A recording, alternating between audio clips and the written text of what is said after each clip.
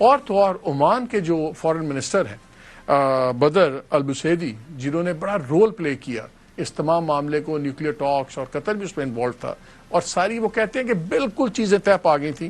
انہوں نے کہا کہ کیٹاسٹروفی ہے یہ وار، اور Trump administration has lost control of its own foreign policy. انہوں نے اکانومسٹ کے اندر ایک آرٹیکل لکھا ہے، اور وہ کہتے ہیں کہ اب ساری یہ جو فارن پالیسی ہے مڈل ایسٹ میں چل رہی ہے وہ اسرائیل چلا رہا ہے، اور اسرائیل کے بڑے کلیئر آبجیکٹیوز ہیں.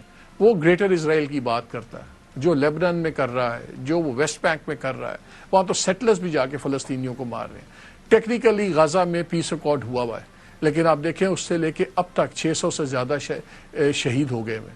لیبنان کے اندر 10 لاکھ سے زیادہ لوگ بے گھر ہیں، اور ہزاروں لوگ وہاں پہ مارے گئے ہیں. اور جس طرح آپ روز ویڈیوز دیکھتے ہیں، رپورٹس دیکھتے ہیں، کس طرح بے دردی سے کام ہو رہا ہے. ایران کے اندر 30 لاکھ سے زیادہ لوگ بے گھر ہیں.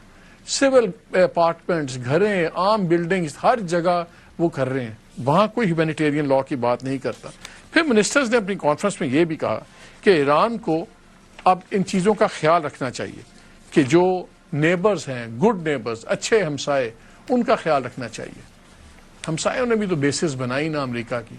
اور پھر پیٹ ہیکسٹ جو ڈیفنس سیکرٹری ہیں امریکہ کے، سیکرٹری آف وار رادر، انہوں نے تو 2 دفعہ پچھلے دنوں میں کہا کہ جتنے دفاعی نظام ہیں ان تمام ممالک کے، ہم وہ تمہارے تمام ایئر ڈیفنس سسٹمز ہم استعمال کر رہے ہیں، اور اس سے ہمیں یہ فائدہ ہو رہا ہے کہ ہمیں بڑی پریسائز ہم ٹارگیٹنگ کر رہے ہیں، اور ہمارا ایمونیشن بھی لگ رہا ہے کام. آج انہوں نے کیا کہا؟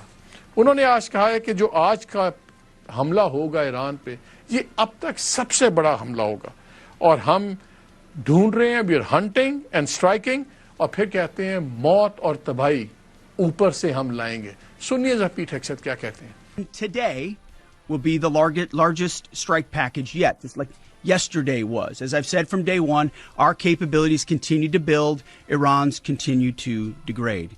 We're hunting and striking death and destruction from above.